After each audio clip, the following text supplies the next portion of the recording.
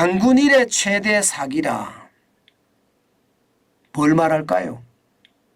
아마 여러분들은 순식간에 감이 올 거예요. 펀드 사태 말입니다. 우리나라의 대표적인 펀드 사태 있잖아요. 예, 이거 라인펀드 투자자 피해 1조 6천억 원이에요. 아니 투자를 했는데 그 투자금이 몽땅 날아간 게 금액만 1조 6천억 원이에요. 그런데 이거 조사도 제대로 안 해요. 조사도 제대로.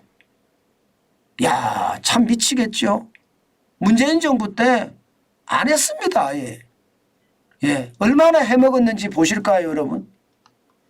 라인펀드만 1조 6천억 해먹었습니다. 옵티머스 펀드도 1조 해먹었고요.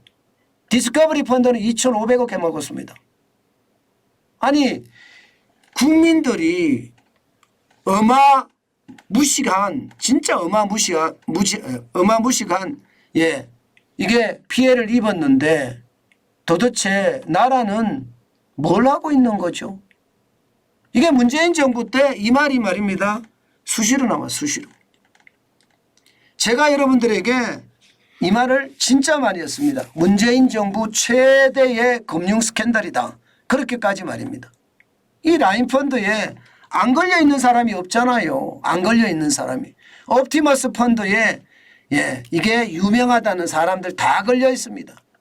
디스커버리 펀드에 실세에 동생이 실제로 운영까지 했었으니까 이게 얼마나 많은 게 걸려 있는지 여러분들도 아실 거예요. 제가 이 펀드가 만들어질 당시에 펀드 투자 진짜 조심하셔야 된다는 이야기 제가 여러 번 했습니다. 펀드라는 건 투자를 잘하는 사람, 그 사람이 운영할 때 그 펀드의 효과가 있는 거예요. 그런데 죄송합니다. 이런 표현 쓰겠습니다. 어중이 떠중이가 정치권과 권력과 이게 타협을 해서 펀드를 만들어요. 그러면 제대로 투자가 될까요? 당연히 제대로 투자가 안 됩니다. 그러면 어떻게 될까요? 펀드를 만드는 족족 쉽게 말하면 박살납니다. 예를 들어서 말입니다. 예, 해외 SPC를 만들어서 펀드 1, 펀드 2, 펀드 1을 3을 만들어요. 그런데 문제는요. 예, 해외 SPC 1 예, 만약에 이쪽에 펀드가 문제가 생겨요. 이게 펀드라는 게 문제가 생기면 그 펀드 안에서 해결을 해야 되잖아요. 일반적으로 그렇잖아요. 펀드 안에서 해결을 해야 그걸 청산하든가 투자자들한테 잘못했으니까 돌려주든가 이렇게 해야 되는데 문제가 나면 다른 펀드에서 구워옵니다. 돈을. 그러면 다른 펀드는 또 어떻게 되면 그거는 부실이 나겠죠. 왜? 그 펀드 금액으로 투자를 해서 이익을 내야 되는데 이게 투자를 하는 게 투자를 하는 것이 아니라 다른 펀드에 돈을 빌려주니까. 예. 근데 문제는요. 그 펀드가 또 문제가 생기면 또 다른 펀드를 만드는 거예요. 그래서 거기서 끌어서 또 이 펀드를 끌어다 넣고 다시 말해서 펀지사기가 계속 문제가 되는 거예요. 신규로 만들어서 거기에서 만들어진 투자금으로 돌려막기를 하는 거거든요.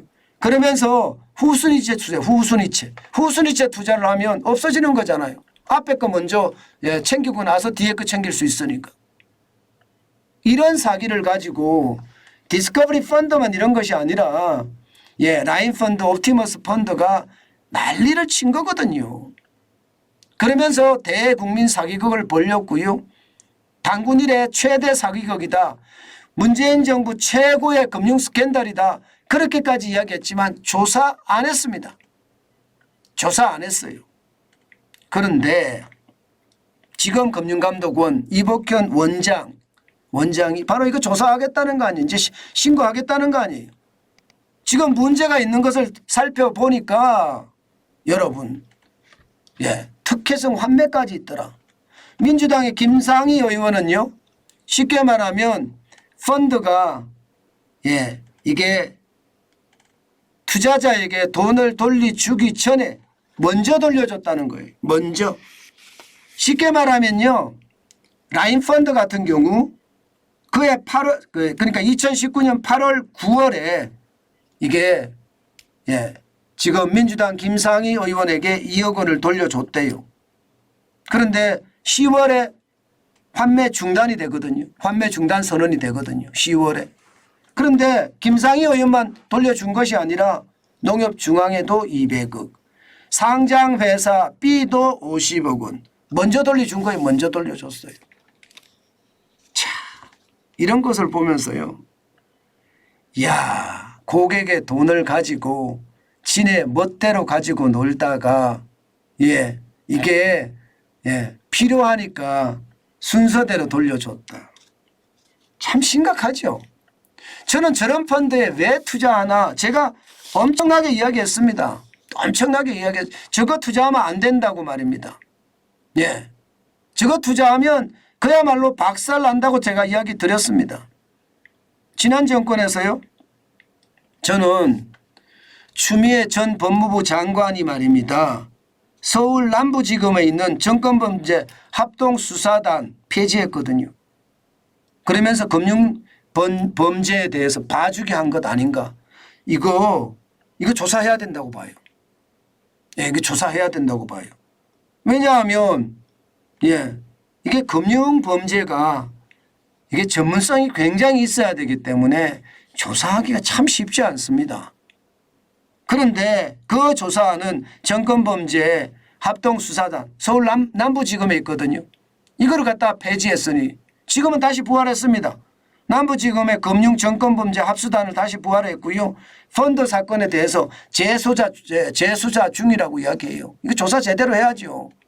단군 일의 최대 사건인데 문재인 정부의 최대 금융 스캔들 아닙니까? 라인펀드, 옵티머스 펀드, 디스커버리 펀드. 이거 제대로 조사해야 되지. 그렇지 않고 어물쩍하게 넘어가서는 절대 안 됩니다.